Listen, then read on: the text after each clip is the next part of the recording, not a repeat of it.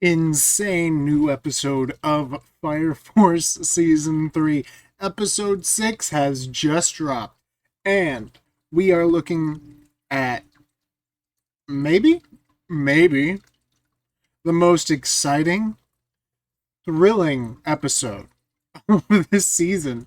Oh no. Several points I was like, no, no. If you've seen the episode, you know what I'm talking about. But, oh, this episode has had some twists and turns. We start off with Leonard Burns' kind of backstory where he's like, "Oh, I am very devout, even as a young man. This is probably when he's an orphan somewhere, being raised by the church. He's literally picking heads of lettuce. He's being bullied by other kids while he's praying. Latom. Um, he is very much dedicated to his prayers, and we already knew that. We already also had a pretty good idea that him and Joker had a history, but we get a more fleshed out story for that. So we get a little bit more of the backstory from, I think, what is Leonard Burns' perspective. Because before this, I think we had a little bit of Joker's perspective, if I'm remembering right. But number 59 or 58, one of those numbers, he was a shadow for the church, which basically meant he did all the church's dirty work, which makes sense why he's a dark hero now. So, yeah, he's pretty interesting guy. Both of these guys, truly. But Leonard Burns, maybe not as much. I admire his dedication, though. The cross on my neck doesn't mean nothing, I'm telling you, but he's a little bit more dedicated than maybe I am. Maybe I should be as dedicated as him. Hmm. Gotta consider these things. Thankfully, my God isn't currently asking for the setting a light of on fire of the planet. Maybe one day. Maybe when Jesus comes back. We'll see. But he has his existential crisis of, who have I been praying to? Fortunately, I have this whole book that tells me. But anyway,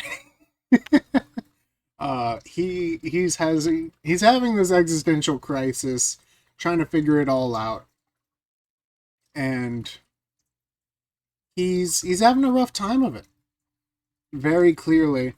But essentially, he comes to the conclusion that he can't change anymore. He's too old to change. He just has to accept what comes at him and hope he was right this whole time. And we continue the fight with Shinra and Captain Burns going hand in hand with the fights. They're pretty much evenly matched, going from one person having the upper hand to the next, where Captain Burns can grab him by the head and beat him silly, and then Shinra jumps on top of him and basically kicks him while he's down. But it's not entirely clear who's going to win throughout this. It could go either way, where Captain Burns will win and Shinra will have to run away and maybe even sacrifice Joker at some point. But Joker's not involved in this fight anymore. I'm not sure if Joker was feeling bad or if he just was like, no, I'm the dark hero. I don't actually fight. I'm not going to change the world, is what he says. But you could throw a couple playing cards when he gets ready to throw the playing cards. This was the scene, and he couldn't because Shinra's body was basically blocking Captain Burns. But most of the fight, it wasn't. Uh, but it's okay. We still trust Joker. Joker's still okay. He's still on our side. Still wants the best for the world. So, we also get this scene right before Shinra goes all beast mode. Uh, Basically, Sho is sitting here getting an Adola link from Shinra, and he somehow remembers being a baby again, where Shinra was taking care of him, which, interesting little plot device. Okay, I don't know where it's going, but it happened, so it's going somewhere. Chekhov's gun. Um, we'll see where it goes. And right after that, Shinra goes totally beast mode. He's got blue flames again. Maybe again? Has he ever had blue flames? Well, he has blue flames now. And he's going totally beast mode with it. Of course, he's not the only one going a literal beast mode, as he, Captain Burns, has gone level 5 of his ability, and he is now a literal lion. I'm looking at that, I'm like, that's a lion. This is a lion man. He said he was going to be the lion of the nation, and now he literally looks like a lion man. Like a minotaur, but instead of with a cow head, he has a lion head. Makes sense. Anyway, we're going hand for hand, seeing who has the better ability, blue flames or lion head. And just barely, it looks like Shinra broke through after a lot of yelling and a lot of rocking-ons on his hands. He breaks through, and this thing comes out. I think this is related to the other thing that's about to happen, but this thing felt really out of the moment. I was all like, is this like Shinra's power that is kind of like confirming he's a devil and not a hero? I don't know what this is. At the moment, I was all like, there's no way this isn't important now. I'm not sure if it'll come up later or sooner. It turns out I think this is what comes up sooner rather than later, where we have Captain Burns sitting here. We got to see his eye finally. I mean, like, it's just like an old decrepit eye that looks gross, but we got to see it. So that's new, and that's pretty cool. Then I think this is what that devil was. An Infernal, which I think is a doppelganger of Captain Burns. He has horns, so he's like really powerful. His eye's glowing, and that's the same eye that Captain Burns was missing. And it looks to be about the same size as Captain Burns. Right now it's kneeling down while he's laying back, so it looks like Captain Burns is bigger, but I think they're about the same size. Sorry if you guys can hear that. My neighbor's got a boombox in their car, basically. And they're being super annoying about it. But Captain Burns here is taking it deep, and at this point in the episode, I'm like, okay. I was, last episode, thinking, okay, no one's gonna die this season, because Captain Obi literally just broke through steel chains to make a joke about how strong he is, and then flexed his muscles to say, look how strong I am, look at me. I was all like, last episode I was thinking, okay, this is just a joke of a series again, where we're being funny. Yeah, funny series, funny. And this happens, and I'm like, oh, people can die. I forgot. There are serious parts in this series. It's not all fun and games. I literally almost forgot that. And the fact that I was starting to think that, and then this happened, I can't block. I was Maki. I went wide-eyed, literally, at this moment. Oh, no, Maki.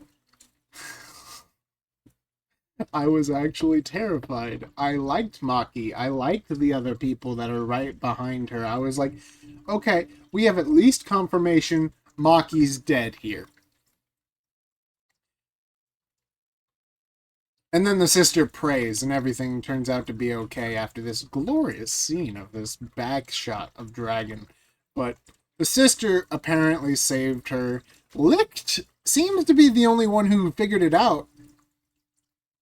Maybe someone else said it was Divine Grace. Maybe that was one of the other white clad or something. I'm not sure, but Licht is the only one a part of the 8th that I think has figured that out. And he seems to be utterly shocked. So I'm assuming that this divine providence, this divine grace that has come, means that God is still on the 8th's side? Or at least God hasn't picked a side, or God is need of these people, and the evangelist is not God. I always thought that. I think that the evangelist is Satan. like the opposition to what God is. Maybe I'm wrong. Maybe I'm wrong. Maybe that's my Christian belief being all like, oh, well, God isn't bad. And, you know, this is a totally different world. Creator might or may not be Christian. I don't know. But overall, I was like, Maki's dead here. And thank you for not killing Maki. That would have been sad. But I would have taken your series a whole lot more seriously if you killed one of my favorite characters. But I now feel like there is still a risk of one of my characters dying, and that was an intense moment for me. And of course, after that, that's would have been 3 deaths that didn't actually happen. So we had to have a death. And unfortunately, it came with Captain Burns. Shalom, Latom, goodbye, Captain Burns. We salute you, even if you were turning into a really bad guy.